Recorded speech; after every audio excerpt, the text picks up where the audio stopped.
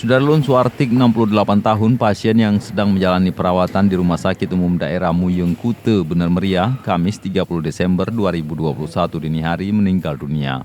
Diduga korban menghembuskan nafas terakhir setelah ditusuk menggunakan pisau oleh pelaku AS 57 tahun.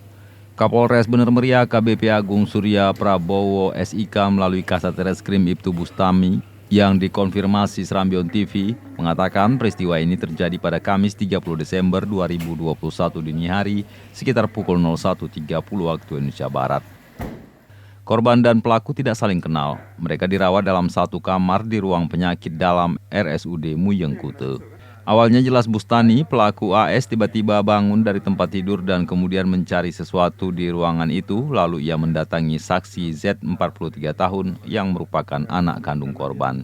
Tak lama kemudian AS langsung memukul Z menggunakan tiang infus 3 kali di punggung kirinya. Setelah itu pelaku mengeluarkan sebilah pisau dari pinggangnya dan mengayunkan ke arah Z hingga mengenai pergelangan tangan kirinya.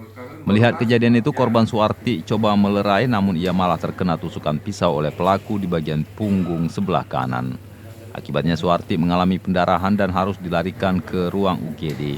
Namun tak lama setelah mendapat pertolongan medis, korban meninggal dunia. Sedangkan anak Suarti, Z, sampai saat ini masih menjalani perawatan di RSUD Muyeng Kute.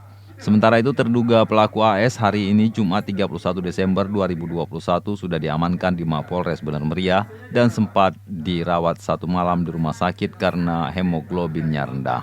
Atas perbuatannya pelaku dijerat dengan pasal 338 KUHP tentang pembunuhan dan pasal 351 KUHP ayat 1 tentang penganiayaan yang menewaskan korban. Ancaman hukuman maksimal penjara 15 hingga 20 tahun atau seumur hidup.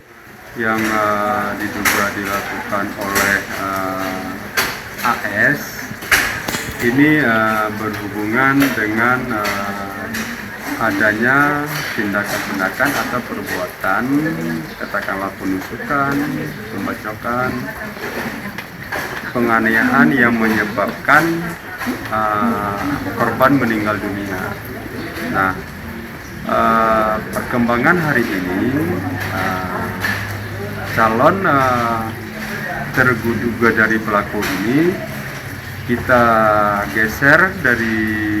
pindahkan dari rumah sakit ke Polres Bener Meriah guna kita lakukan penyelidikan, kemudian penyidikan terkait dengan perbuatan yang dilakukan.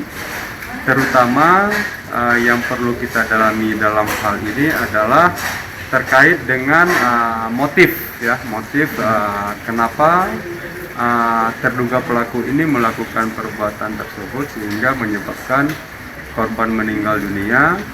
Kemudian kita kaitkan juga nanti ada korban kedua yang sedang dirawat di Rumah Sakit Muyeng Kute, sehingga satu rangkaian dengan rangkaian lainnya nanti bisa terungkap fakta yang sebenarnya, tentunya didukung dengan alat bukti pendukung lainnya. Artinya berapa saksi yang sudah kita periksa terkait kasus ini? Untuk saksi yang sudah kita periksa, ini calon ancang-ancang saksi itu ada 12 orang. Ada 12 orang, kita periksa secara maraton, itu terdiri dari keluarga korban, kemudian dari keluarga terduga pelaku juga, kemudian dari perawat juga, dari perawat yang melayani kedua pasien ini, korban dan terduga pelaku, sehingga nanti keterangannya itu saling nyatu dan berkaitan dan tidak saling berseberangan. Nggak kurang senang ya? Pada bukannya itu namanya kok beda-beda sedikit namanya lainnya kan. Nggak bersahabat ya?